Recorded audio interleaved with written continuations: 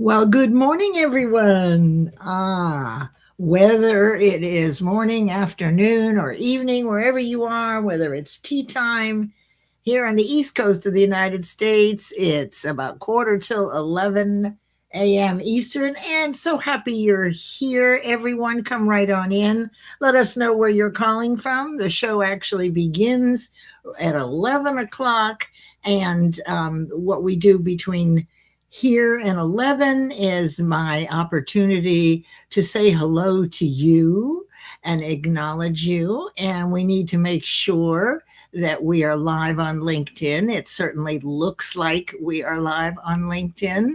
And so I'm very happy. Let's do tall and big, and we'll see who's coming into the room. So, welcome to Mind Over Matter Mondays, everyone. I am Leslie Flowers. And the purpose of Mind Over Matter Mondays is for you all, the attendees. Oh, there's Stephen Ang. Good morning, Stephen. So glad you're here, coming from New York. And Stephen works in a library. And Stephen is known in our community as the person, one of the go-to experts in publishing and keeping our finger on the pulse of what's going on, what's the latest and the greatest. And there's Jackie Hallberg. And I was going to tell you, in case you're just checking in, even if this is a replay, the purpose of Mind Over Matter Mondays is to bring in guest teachers who are in study, in personal development, and being a human being, a kind human being, and what is it that we can do to be more kind. Yet the teachers are all growing in awareness and continuing to study, and you are always growing in awareness and learning. The idea is because we learn through repetition, the first law of learning, as you grow and you hear similar concepts articulated by different teachers, you don't know which one of those is going to provide the clarity, because out of confusion comes clarity. And when you are applying practical ways of thinking to make changes and to create new ways of seeing yourself, it really helps to have at the beginning of the week a new way to look at it. And at the end of the week, I do Think and Grow Rich, which is a different kind of live. It's a study. So, of the principles of success, leadership, and laws. And I'm excited to see Jackie Hallberg here. Jackie has live shows, one show each week at 9 p.m. Eastern Monday, just Jack's and guests. And it's at 9 p.m. Eastern live. And she always has fascinating guests. And Jackie is everywhere, and she's a wonderful friend, and we're part of the 2350 network together. So I am so super excited to have you there. And this is the time where I get to acknowledge you. So today our guest is Catherine Chadwick. Amazing. She's in the green room right now, collecting her thoughts and her notes, and she's sipping mimosas without vodka this early in the morning, and she's having chocolate croissants being served to her in our studio. So if you're a guest teacher, you will have that same treatment. It's so exciting to be here. So it's really phenomenal for me to be able to open this room up sooner rather than later. And I think people have kind of gotten, well, I don't really need to come in until 11, so we'll see how this goes. But by the time 11 o'clock rolls around, we are definitely ready to go. And so let me ask you, Stephen, what is going on with you in New York? What's the weather like there? And Jackie is in Michigan. How is Michigan today? What's going on in your world? I know you have a live. Tell us. And I see cheers to Catherine. I cannot tell who that is. However, I am so happy that you're here. For whatever reason, I cannot see your picture. We are delighted that you're here. Ah, Dina Lefkowitz. Hello, Dina. So happy to see you. So, what's going on in your world? Jackie, Stephen, this is a perfect time. How can I help you? What are you up to that I can support? Right? You know that on Mondays I put out the carousel, which is a moving TV guide of all the live events on LinkedIn, such as this one. And so tell me what's going on in your world. And I will tell you today I will not be singing because I have a sore throat and I'm going to protect my throat. But I will read you something special. Oh, good morning. Leanna Stock is here. Leanna is a registered dietitian and she also works with diabetes. And she is in Duluth, Minnesota. Yes, Duluth, Minnesota. That's right. Yes, Duluth is in Minnesota. And during the winter, she sent the most gorgeous pictures out on LinkedIn. So, besides being busy and studying, as we all are, and learning, it's really nice to see how people balance their lives with the creative side, right? So, I love that.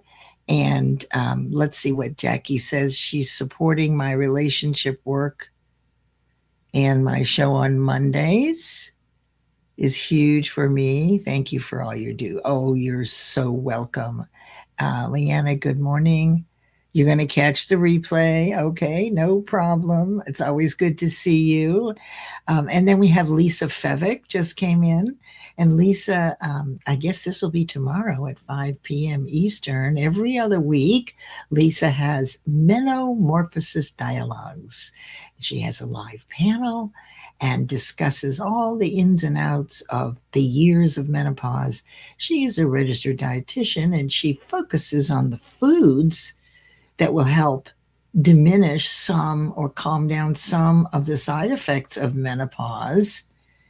And but general good eating habits for anybody, even if you're not in menopause. And you could be a man, right? Or you could be, or a woman, and your partner is having that, right? It's helpful to know that Lisa will tell you there's over 100 symptoms that could show up. I'm so glad that when I was going through it, I don't know, I didn't have 100, but I definitely had a handful. Thank you, Lisa. Thank you so much. Appreciate your kind words. Oh, we're almost ready to go. Let me double check here. These are such great friends here. Okay, so Stephen, what's going on in New York? What's the weather like? Is it gorgeous? So this morning, for me, what can go wrong will go wrong a lot of times. But I am an optimist, no matter what, no matter how bad it gets. My nature is to always look up and see the sunshine. So I could be in the worst place in the world, right? In the dark night of the soul that we've been studying here on Mind Over Matter Mondays, along with a bunch of other concepts.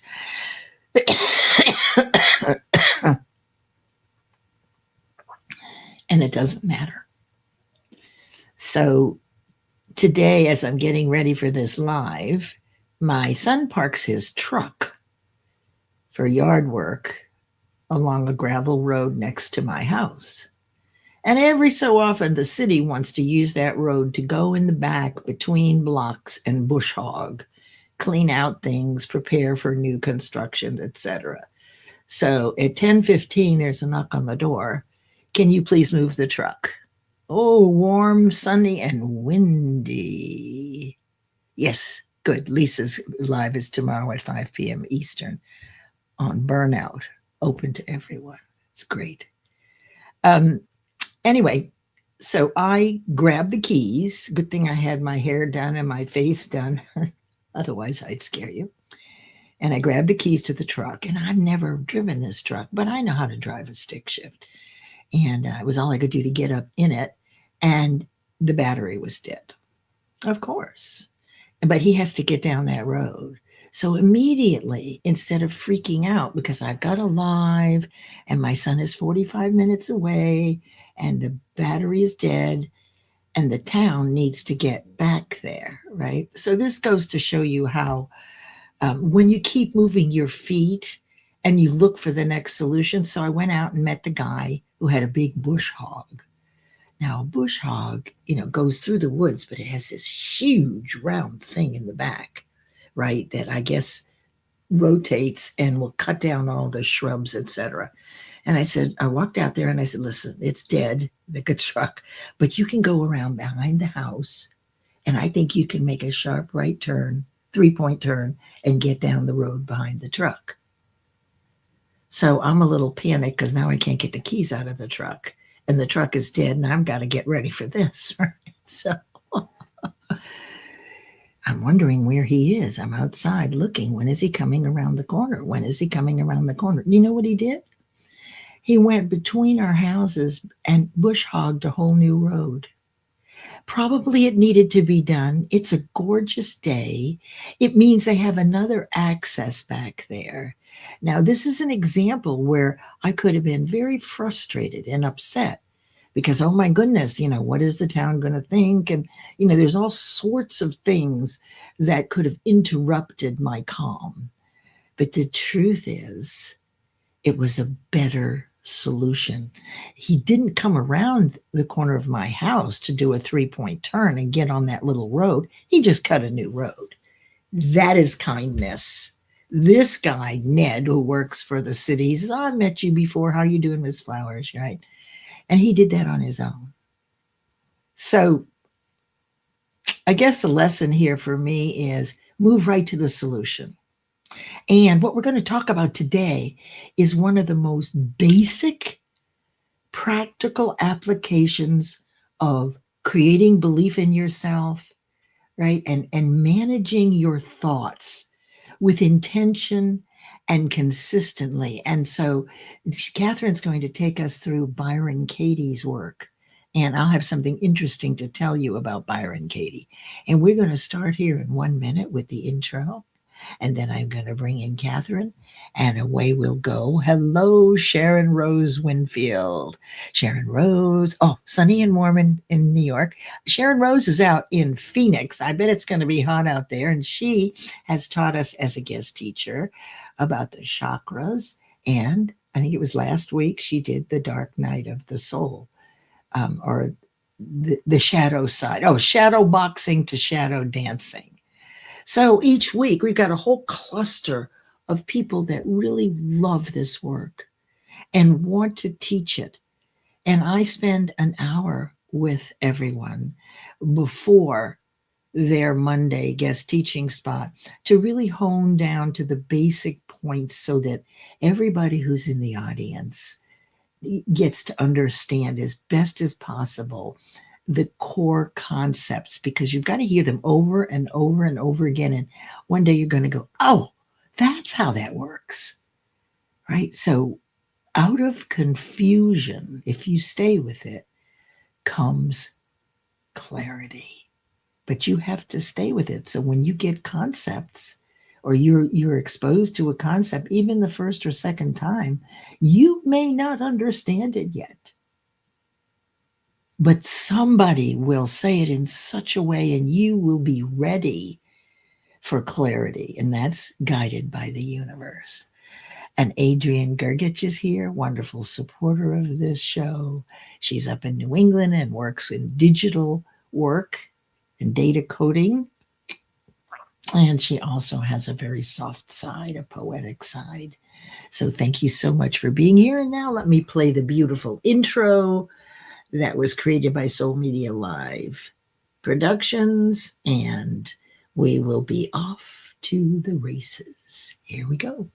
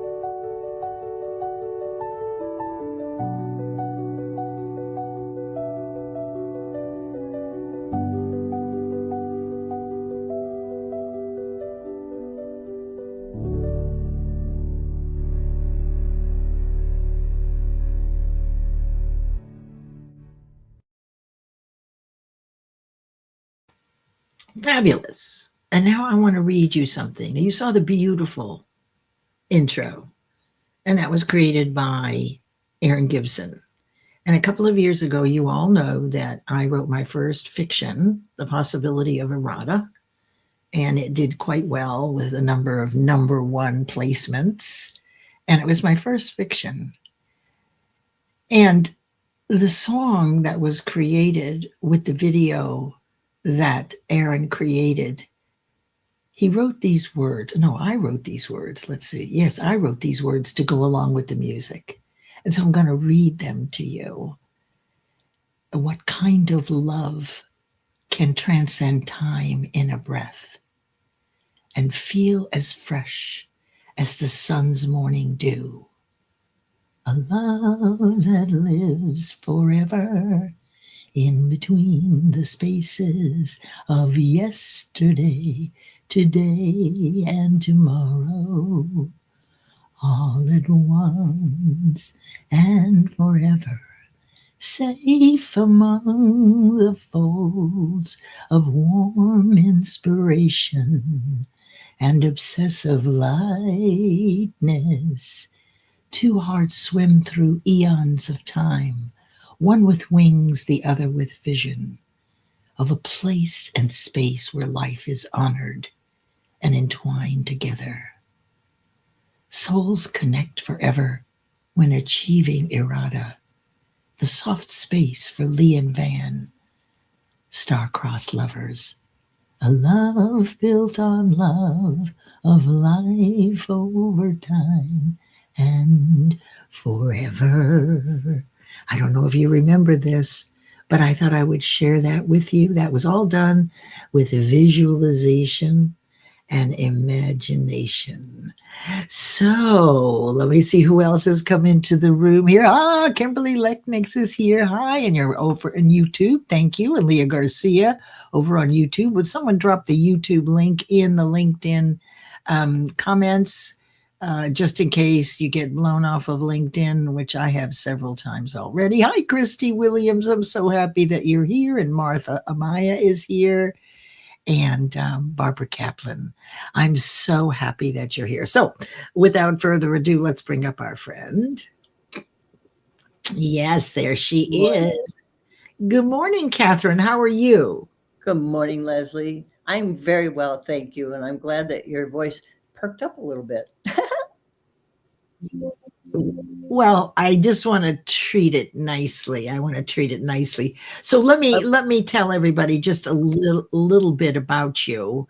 There's a lot to know about Catherine, and I want to ask her a big question. But as far as what we're doing today, Catherine has a Bachelor of Science in Nursing. She's an RN, a registered nurse. She's a mental fitness trainer and a transformational coach. She's also a practitioner of applied positive psychology. Now, this woman's curriculum vitae, resume, really outweighs the resume of the person who we're going to look at today.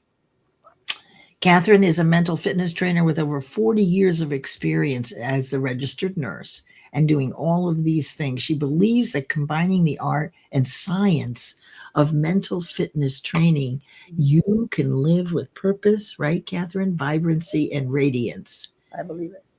And you can cultivate a deep sense of meaning and fulfillment for your life, while also building the skills and habits that support your mental health and well-being, right? Mm-hmm. Yep. Awesome. So Catherine, let's see if we can make us a little bigger, and let's see, I can do something here. I know I can do this. Let's go wide and see if that does any better. Yeah, just turn them off for right now. So Catherine's been with us several times, and I appreciate your being here. We all do. Today's work. Where too. Thank you. You're welcome. So today we're talking about the work of Byron Katie. Correct. It's called The Work, and it's a woman named Byron Katie. Now, I looked her up. She has no credentials. That's right. None. Nothing compared to you. Even I have more than she does. I mean, in the sense that, so it's very interesting. What are your thoughts, people in the audience?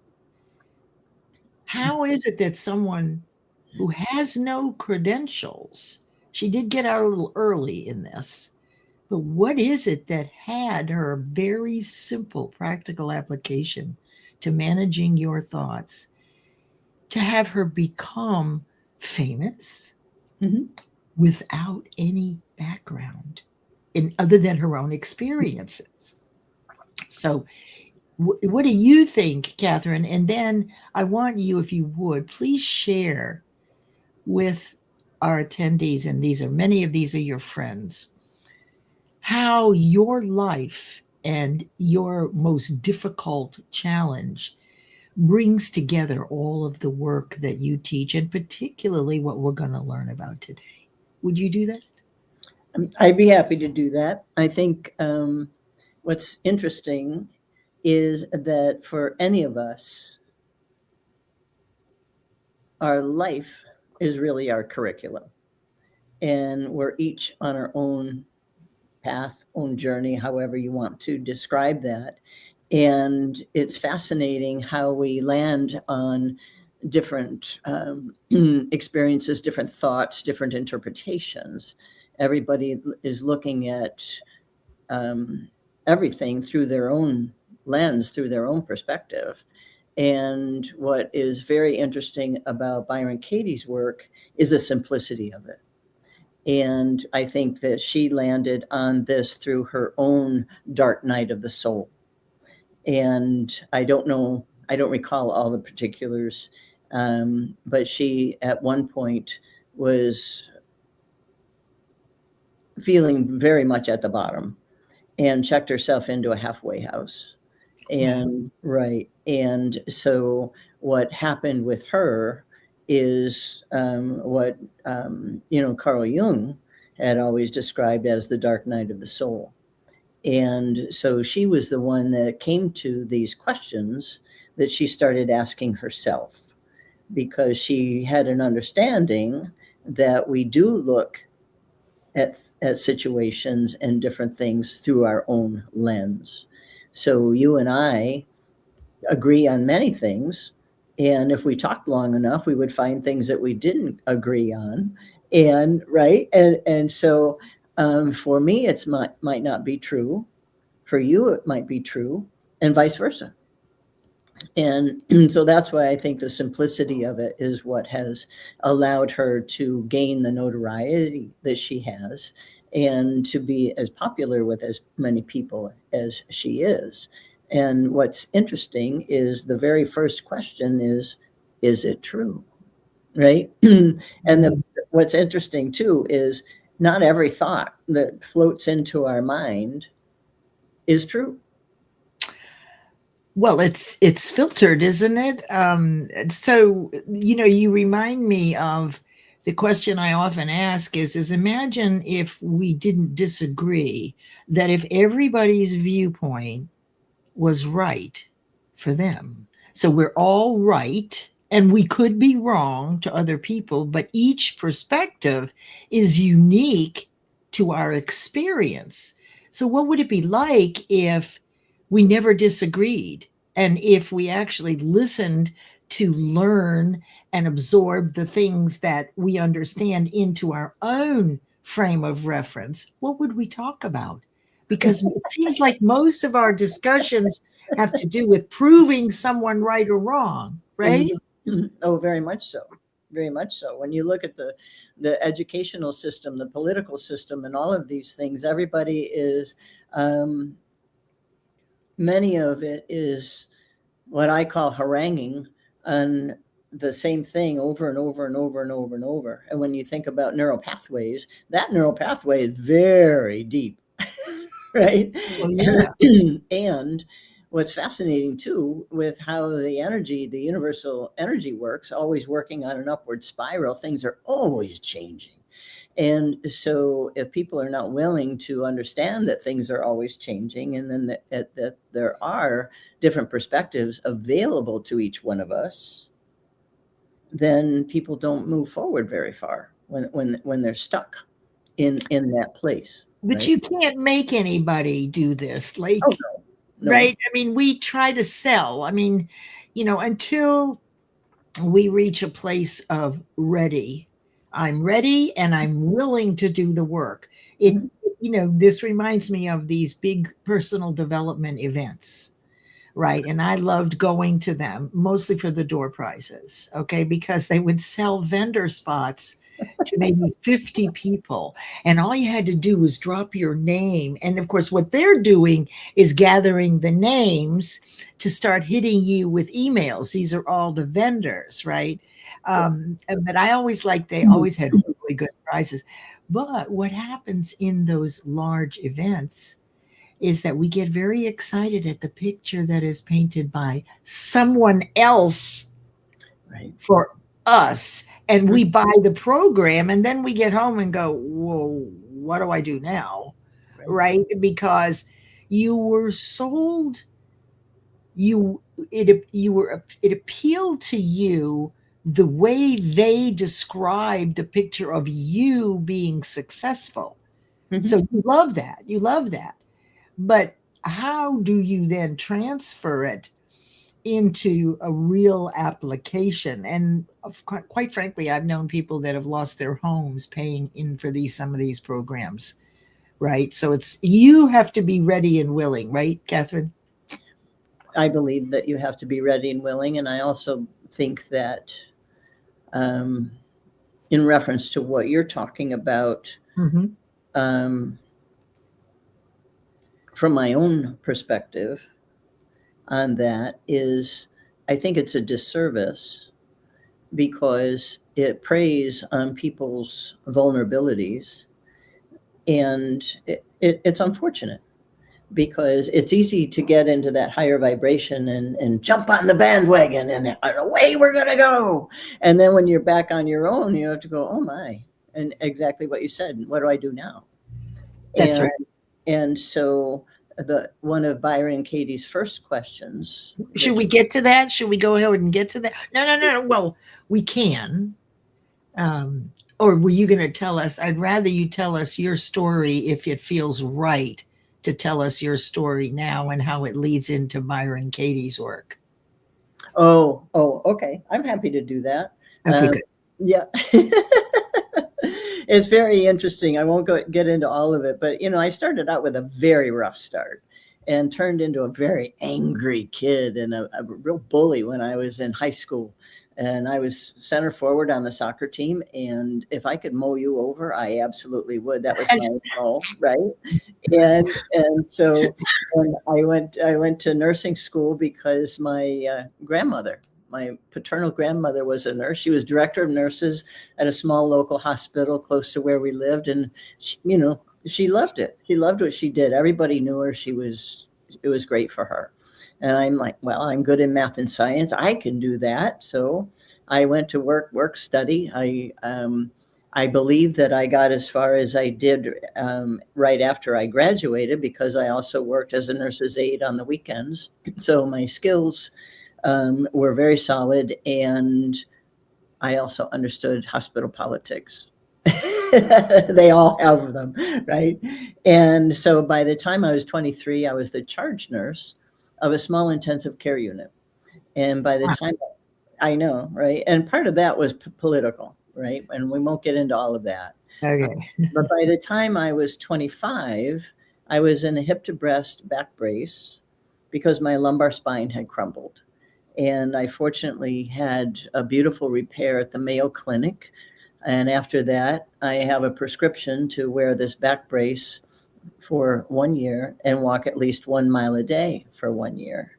In the back brace? In the back brace. From the chest to the hip? Correct. So you're wearing the brace and you're walking? Yes. And so I'm back in Florida and I'm sleeping on a friend's couch because I've lost everything. And I'm about 30 pounds lighter than you see me now. I'd lost so much weight. So I'm this little walking skeleton, this back brace. And I had a little suitcase with a few clothes, 2 back braces, and a fabulous bikini. And I went to the beach every day in that back brace and a bikini, and I didn't care what I looked like because something was way off. I was angry. I was like, I'm not the only nurse in a back brace. What's going on with this? I was always very athletic. And I went to the beach every day, rain or shine, and I got up in the miles. And it's fascinating the number of people that you can meet in a back brace and a bikini. I mean, a dog is better, but I get the back. Well, can you tell us what people were cheering me on? Go, baby, go! Right? Why did your back crumble? I mean, I've never heard of such a thing, and you don't need to get into all the medical part about it, but I've never heard of anything like that. What is the source of that? Series of stress fractures. Okay. And there were 2 things happening there because I had a design defect I was never aware of. And the people were too heavy. The equipment was too heavy. And that's why so many of us are in these back braces. And that made me angry. And fortunately, I was, during this whole process of the walking, I was introduced to Wayne Dyer's work and body, mind, energy, body, mind, spirit work. And it's just like, oh my gosh, you know, these are the rules of the game as far as I'm concerned. And this is the ticket. And how come I'm 25 years old? And this is the first I'm hearing about this. I started I jumped right in. I started studying from different angles, different perspectives. I've been studying this since I was 25, 26 years old. So what I have found through all of this is a lot of these older institutions are very rigid in how they were formed and what their structures are. And that's why I believe there is so much dissatisfaction because it doesn't invite for much free thinking. It doesn't invite for individuality. It wants cookie cutter performance, basically, is what they're looking for. And that's why I believe that Byron Katie's work became so popular at the time that it did, because it allowed people a bit of freedom to say, okay, all right, this isn't, you know, I'm, as an example, people get to a point of dissatisfaction and they start questioning all of the decisions that they have made. And, you know, how did I get to this point? Because that's exactly what I was asking myself. How the hell did I get here? Right. And so it was like, wow, something is way off. And so when you can start asking yourself, when these thoughts come in, is it true? Because that invites us also to start asking and evaluating what our belief systems are. Because many of us have, I call it, you know, accepting beliefs that have been handed down through generation to generation and without evaluation, right? The family believed this. This was a family belief. This was, you know, my granddad always said, you know, X, Y, Z.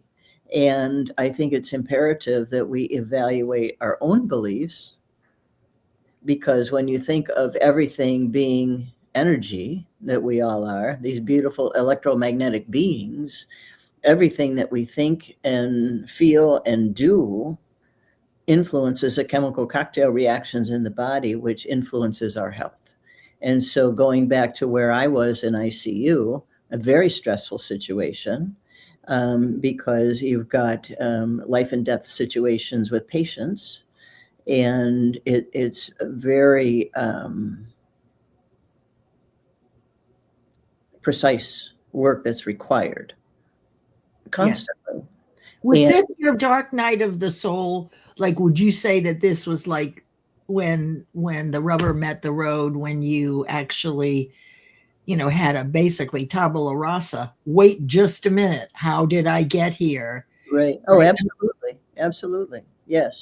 I lost everything. I had no money. I had nowhere to go. I had no home. I had no car. Right. And so my family wasn't helping me. And it was just like, wow, this is quite a situation, right? Oh, wow. And you choose to go further down the hole, or you choose to take steps Yes. to bring yourself out. Yes. And it takes, it's not easy. And most people don't get through life with only one dark night of the soul. Right?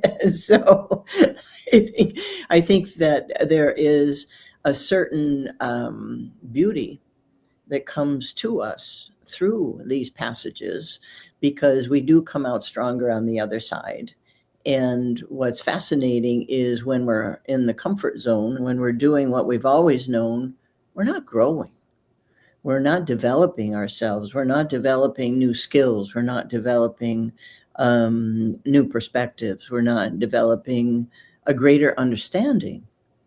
And I think that there are some people that are very difficult to understand, but you're not going to change them. So how much time do you want to spend with them is what it comes down to.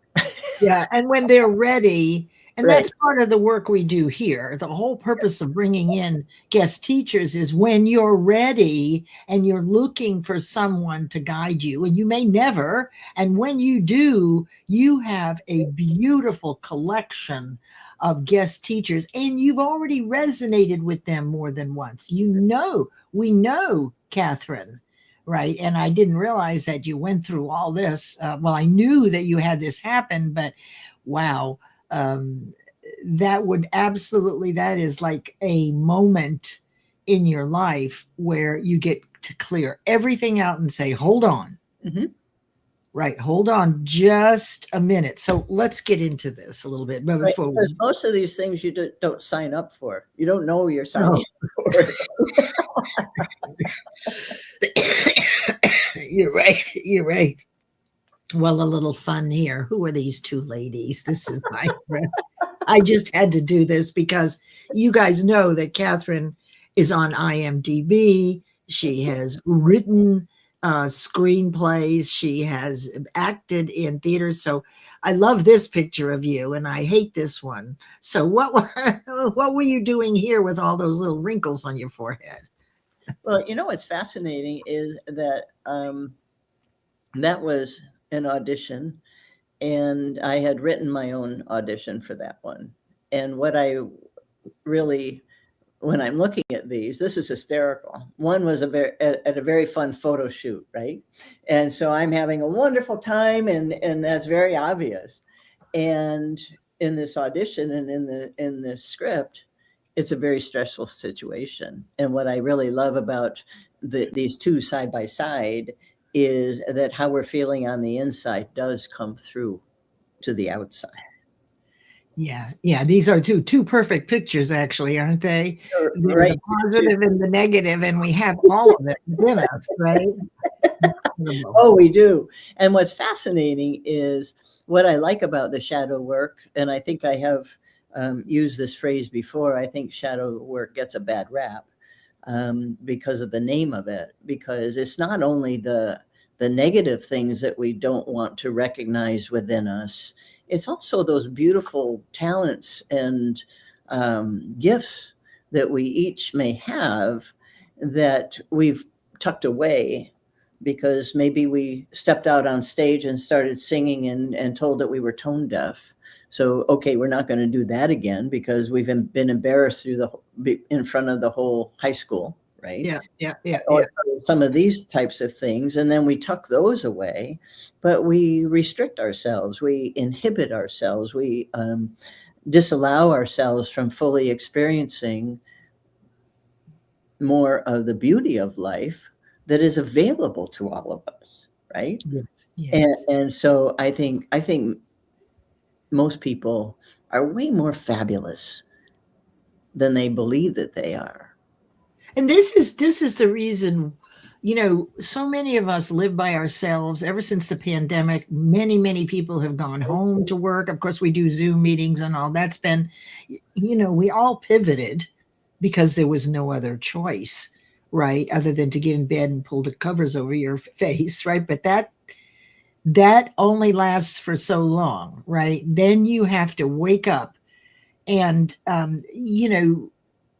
when somebody says something nice to me, sometimes I even question it, but it's so important to hear how you're landing for other people. Mhm. So if I do something, um, I do certain things for people because I like doing it, right? Um, I know it's helpful, but I'm not doing it to get accolades. I'm doing it just because I know that the more I give, the more I get back. Mhm. That's just how the universe works. So if I continue to fill the universe with positive support and vibrations, I can actually see it coming back to me. We Mhm. can learn to watch for the signs. So thank you for sharing this with us. I love these two pictures. And let's get into the work today that we are. Let me just move this to, what have we got this? I'm going to turn this off for right now. Okay. So when I looked up Byron Katie, as I was telling Catherine, there's nothing about her that's distinguishable, nothing that would make her have agency in personal development. And yet, both of us fell in love with this process. So take it away and walk us through these 5 steps.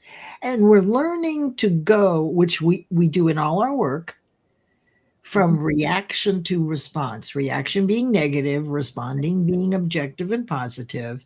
It's Mhm. a simple inquiry. And as a gift to you, after we're over, we're going to drop the clarifying questions that go with these 5 steps in the comments, so you'll have your own copy and you can take yourself through the process. So let's start off. Let's take it away with step number 1. The floor is yours, my dear. So this outline is what I put together as it says, inspired by her work, because identifying the thought is important. Because as we go back to, not all of the thoughts that come into our mind are true. And it could be something that someone told us, but maybe they didn't know what they were talking about. There are an awful lot of self-proclaimed experts out there that are just like, whoa, okay. And so I think it's important. But I think what basically is what she started off with her first question of, is it true? She was questioning her own interpretation of, or questioning her own reaction to something that had been said to her, what she thought about something, what um, is my reaction, is it really true? Right? Is this whole scenario even true? Is Because this is this like, okay? So all my life, my dad was a genius. I mean, honestly, Mhm. graduated high school at 15, engineering school at 18, and very impatient with me, right? And very impatient. And I always felt that I wasn't smart enough. Mhm. Always the way he treated me, Mhm. um, his lack of patience, right? Whatever it was. Um, so I believed it. I never asked if it was true until I was in my 50s. Is that a good example Oh, I of, think of a so. belief? So, what would be some other examples, you guys in the audience? What are Mhm. some thoughts that you've had that you heard about yourself that it's time to maybe question whether it's true? Yeah, go Mhm. ahead, Ken. Yeah. Yeah, please continue. Right. Because you can ask yourself, it takes you to your beliefs. What am I really believing right now? Mhm, mhm, mhm. Because that, of course, is going to dictate the thought, the reaction. The beliefs are so important to evaluate because they have so much influence over our interpretation to things and the things that we think. And so what's also interesting is, once you get to that, is it true? You answer that for yourself, and then going to the next one to question it. Can I absolutely know that it's true? Which invites going to a deeper layer.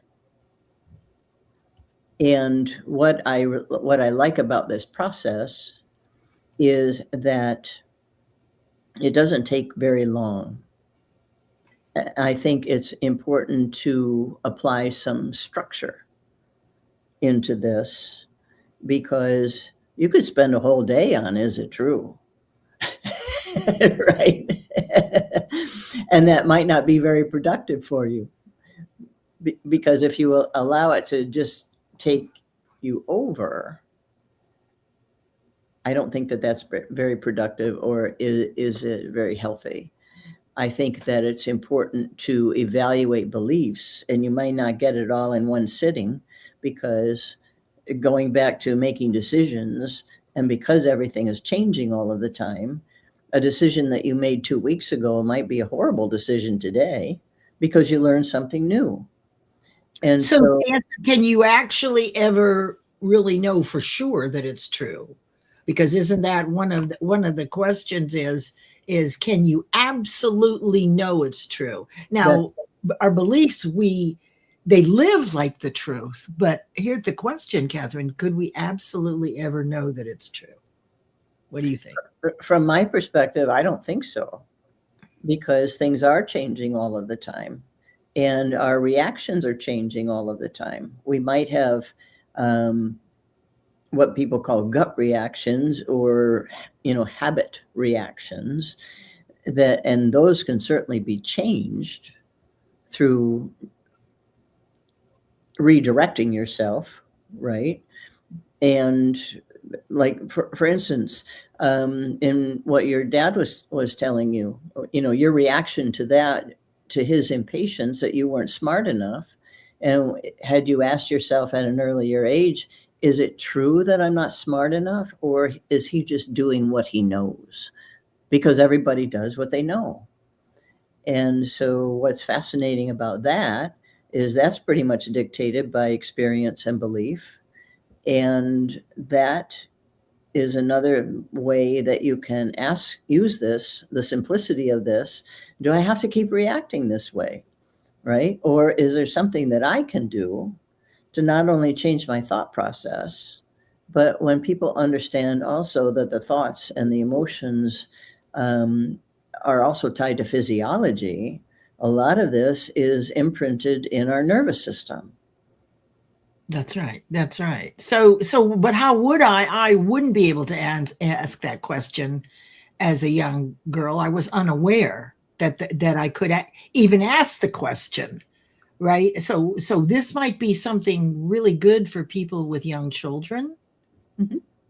right? Because we didn't have this, right? And what if my father had said, okay, now, how is this making you feel?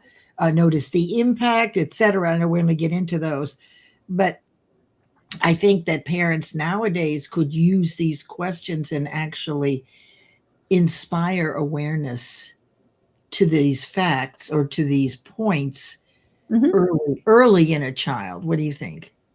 Oh, I think so, because as with anything, there's a bit of a line where it's constructive and destructive. And right, because I also think that I hadn't thought about this before, but since you brought that up,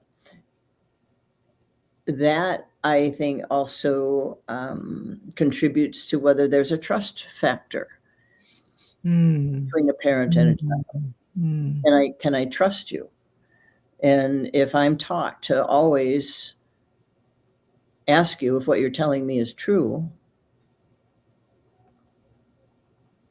is that going to allow either person to develop their awareness if they become suspicious of each other, right?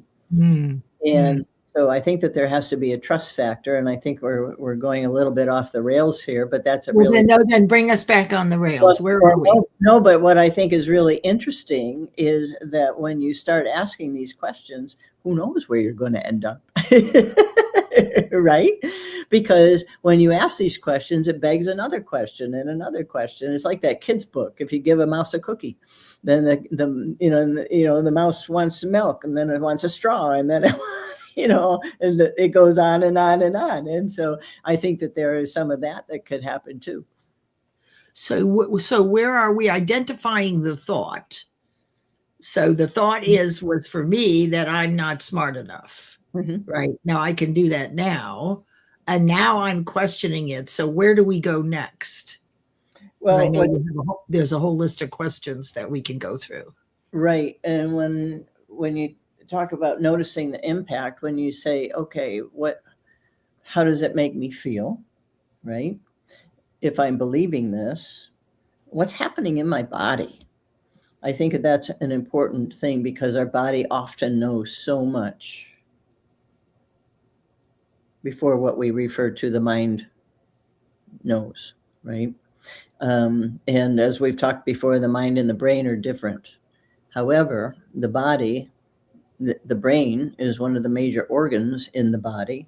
Yes. And that has a chemical cocktail reaction going on all of the time also. So if I'm stressed and I've got cortisol running through me, my evaluation is not going to be the same as if I'm in a calmer state. And that's why I think it's important to include how the body feels, because the body sends us messages and sends us signals constantly. Yeah. And isn't it, I mean, so initially when the body is embedded or reacts automatically, right? And literally reacts, not responds. The body reacts to what we have repetitively felt before. So it's almost like whenever it came to being smart, I automatically reacted. It was a trigger, right? And the impact was that it kept me quiet. It kept me less confident, and trying to keep me less confident was always a challenge, right? As you can imagine. Because I now, in my 50s, I found out I was damn smart, right? Well, I always had been. But the impact for me was not really stepping in and expressing my voice in a very positive way until I realized, oh, that you are smart. So the impact was holding myself back. And I never questioned it until one day, hearing from other people over and over and over again, the actual responses from people had me know that this was not correct, that there was another way to look at my level of smartness or intelligence. And it hadn't occurred to me before. I just knew, I believed that I wasn't very smart. And I think a lot of people are this way. Oh, I've gone through that myself. In fact, it's only been very recently that I realize I do know enough, because I have been, I've been studying all of these things from different angles and doing different things. And at my tender young age, I'm back in school again, right? Right. I'm in this master's to PhD program in integrative medicine. And it's just like, there are some days I ask myself at this point, at my tender young age, do I have to keep doing this, right? Because I don't think I do. However, when I started it was just like, oh, yeah, that's another thing. That's another thing. And because that is going to really give me different perspectives, more information, more things that I can use to put all of these things together. And what's fascinating is when we do stop and think and we analyze, evaluate how our body is in the habit of wanting to continue along the same vein, because that brings us to, okay, what's ego and what is moving us forward? Is it the ego that doesn't want to lay down because it has to keep getting smarter, has to keep getting more educated in order to feel valuable, right? And what's fascinating is so much of all of this stuff comes to our self-worth and what we think of ourselves, how we move forward, and that influences our confidence. And all of the things in how we operate. And that's why I keep going back to including physiology, because from what I recall reading from Byron Katie's work, it was very much more of an intellectual exercise and not so much including the physiology. Obviously, she took that into account because she started this whole thing because she felt horrible. Right, right. Right. And though I do think what I like about talking about it now is I think it's important for people to understand their physiology as far as the basics of it. And that's why I put the framework of, the driver's ed for life and together to use the analogy of, think of your emotions that come up, and because they're signals, the emotions have so much information in them, and it's like the dashboard. Right. And so you've got the fuel, you're both the driver and the vehicle. And when we separate those two, to think that we're only the driver, we're only the producer, we're only the director, we're only the actor, we're negating the whole other part of also being the vehicle, because we're attached. And so the nervous system is like the underpinning, the underlay of all of this. And that's why I just think it's so important for people to have a basic understanding of how they're put together, how they operate, and how they can influence improvements in how they operate and basically in their health, which includes their physical health, their emotional health, their mental health. When I was a kid, boy, you didn't talk about anything about mental health. It was totally taboo.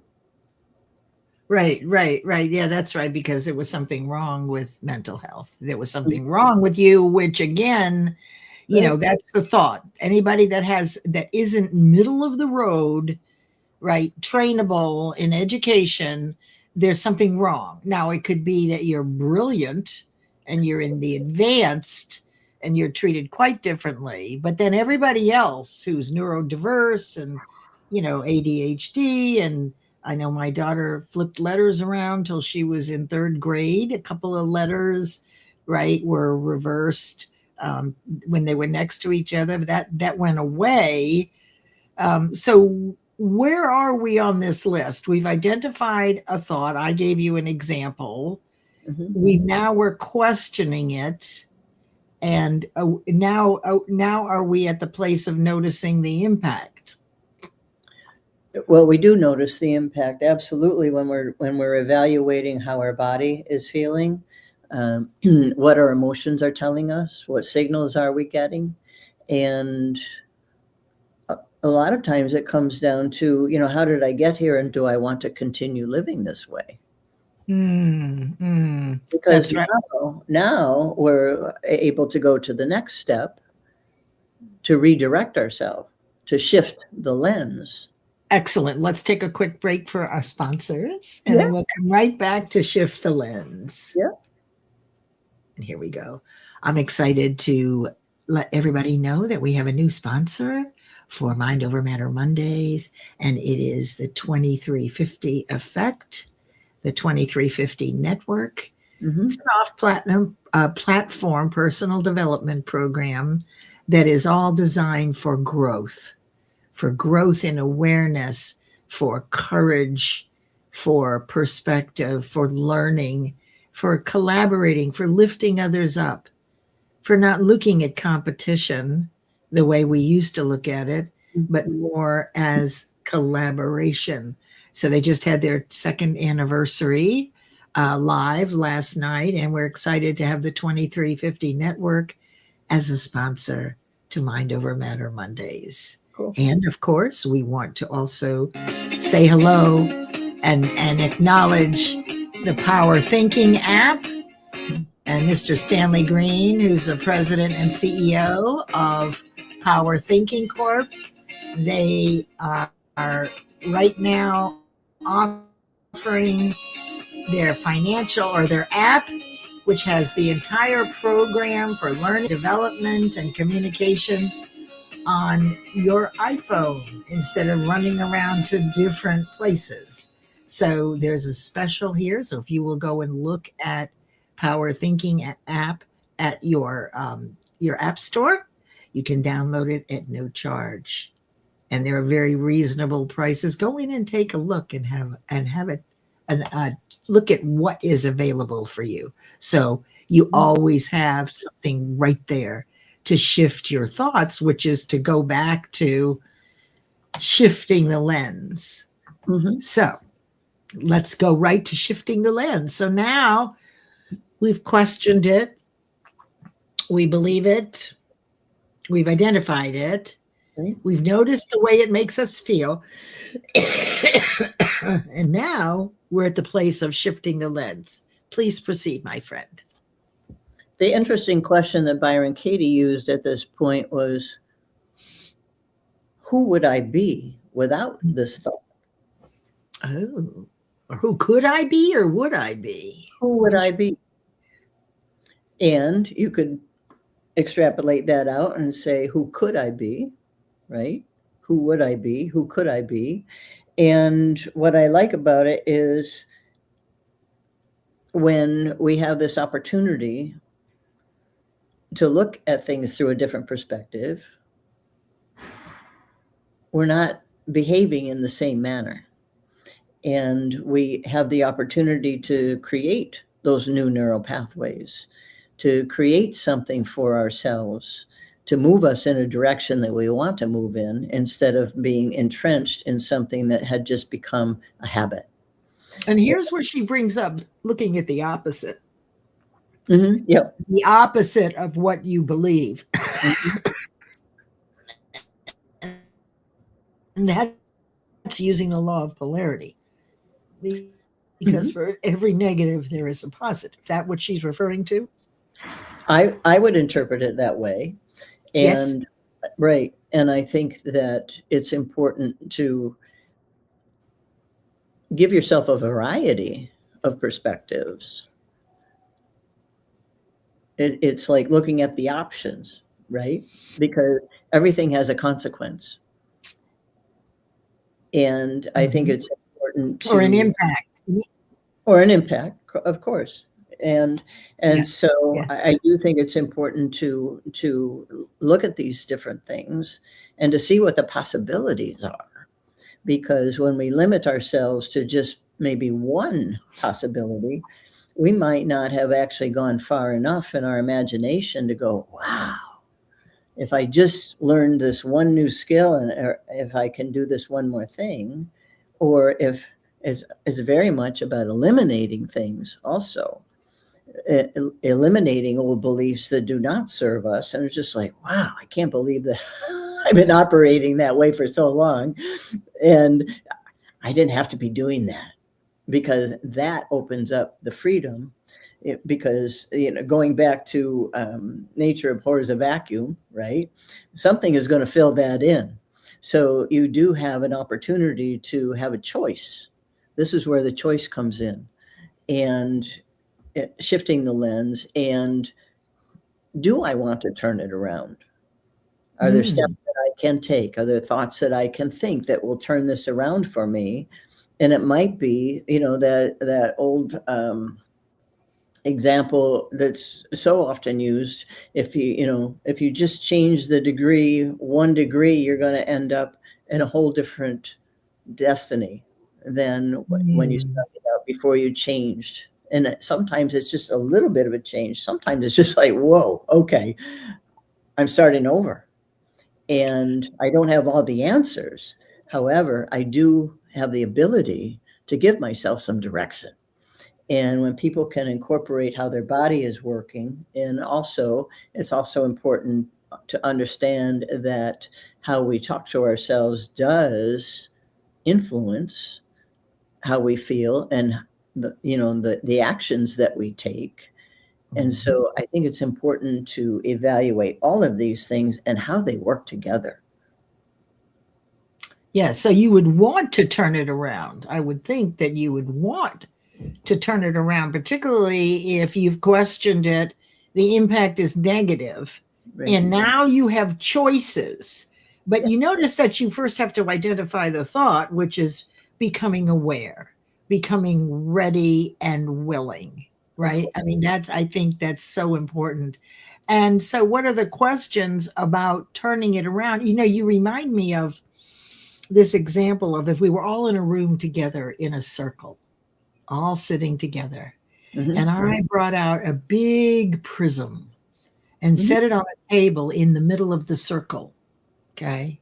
Yep. And let's say it's a high table. And I asked everybody, look at this room through one angle, through the prism. So everybody is going to, the room doesn't change. Right. So the room is static. But because of where you're sitting, as you look through the prism into the room, your vision or your view will be different than the person next to you and different than the person. And that's what that reminded me of, is that's a way for me to understand that we're all right from our own unique point of view. Mm-hmm. And Right? So, no, what's go also ahead. interesting is that we all, as you're saying, we all live in our own 360 degrees. Yeah. And so by sitting there and looking through that prism, we're looking through 1 degree of our 360. What's fascinating is I believe most of us, much of the time, only use a few degrees out of that whole 360 that we have available to us. And when you look at what came to mind just now was a family sitting down at the dinner table, and everybody sits in the same seat day after day after day after day, right? Yeah. And so that actually influences some of their perspectives, which is fascinating now that I think of it. And it's kind of just another example of we have the options of turning around and looking at something from a totally different perspective. And so that comes back to, what's another way I can look at this? Excellent, excellent. And listening to someone else's point of view, that might be another way. This is part of the reason why, in setting a goal, it is recommended not to set every step out. Right, just the first couple of steps, because as you're moving toward your goal, you're growing and learning, and you're attracting people, whether you understand how it works or not. But you'll have people show up with answers, and you'll think, well, that's a coincidence. But what if it wasn't? Well, what's interesting about that is because the law of attraction is in play constantly. It's a sub-law of the law of vibration, and we're all vibrational beings. Everything is vibrating. And not only the sound waves from the voice, all of, the chair we're sitting on is vibrating. Yes, the building you're in right now, you're either growing or disintegrating. That building is now disintegrating right around you. Hopefully it'll be very slow. So look, here's a question from Felipe. What are your thoughts around turning around fear or anxiety about an upcoming situation or opportunity into excitement? Good question. So what are your thoughts about turning around fear or anxiety about an upcoming situation or opportunity into excitement? I can answer. Go ahead. So what came to mind is public speaking came to mind. And I think what's interesting there is we do have the opportunity to prepare ourselves to where we can become enthused about offering some information. And what are we offering? It comes back to the law of receiving, giving in order to receive. And so when you think about, you want to receive acceptance, you want to receive, gosh, I learned something from her. You have to give it out first.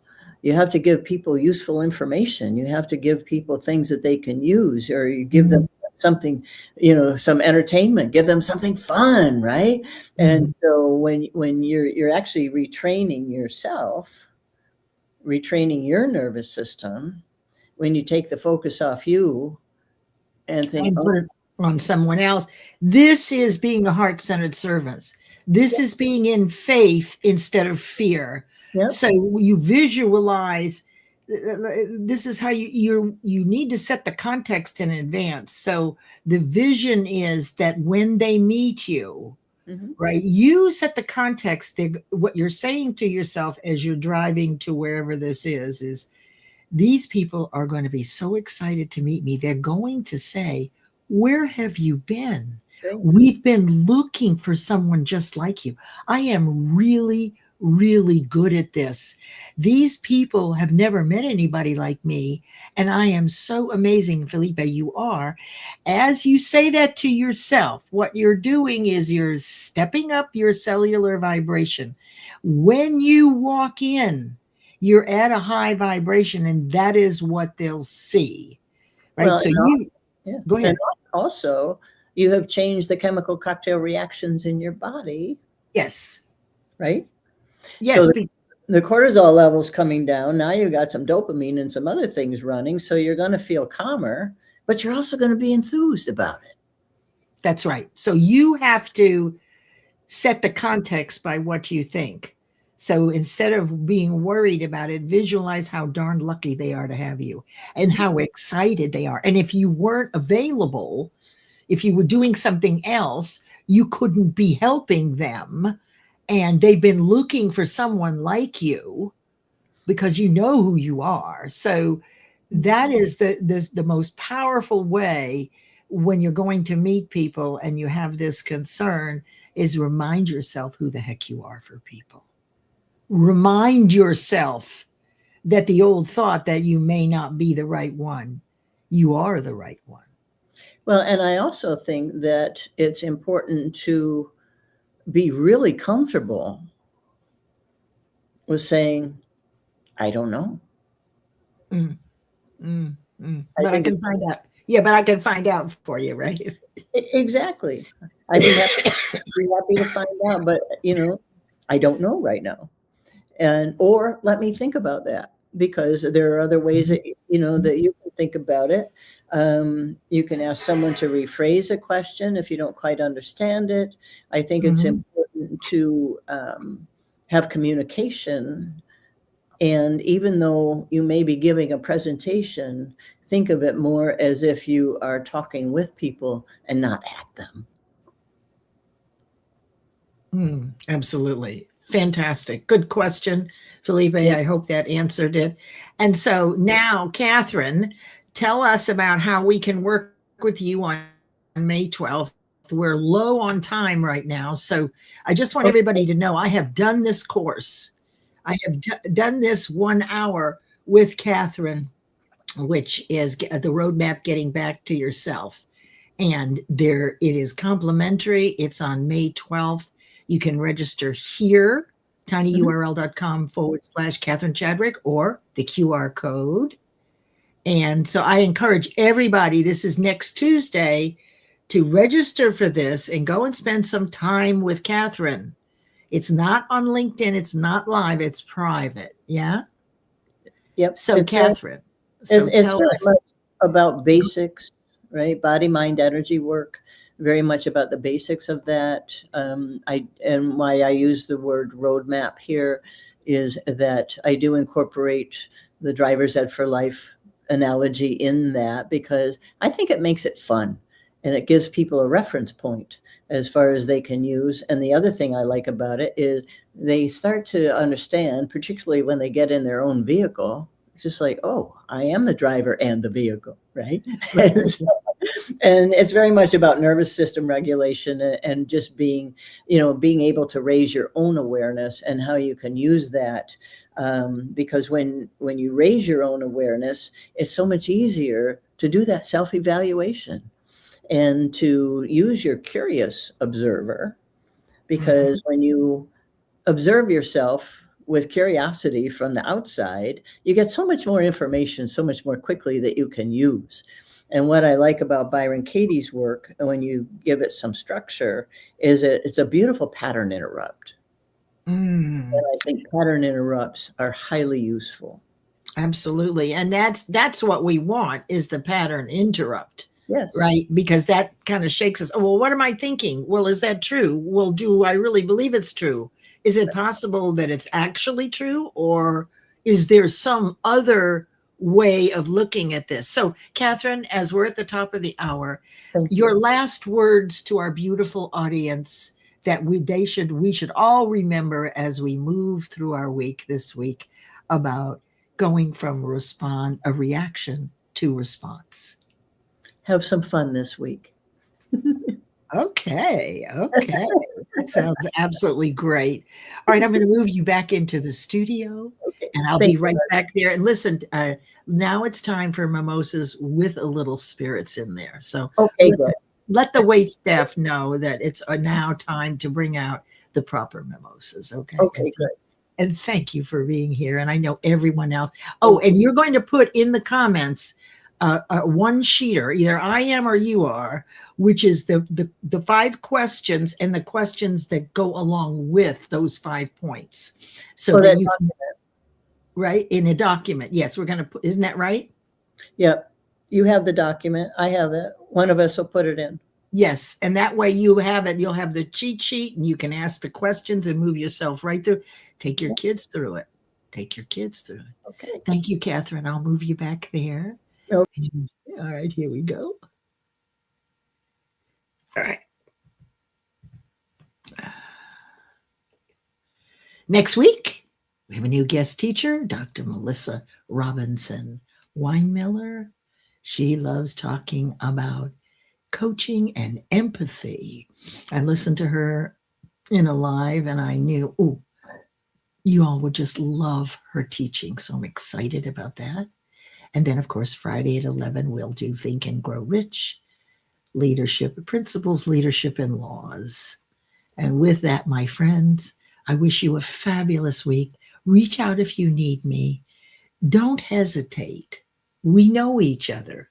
So if you need me, you have a question for me, reach out. And with that, I'll send you on your way with this beautiful outro. Have a fabulous week, everyone. And thank you for being here.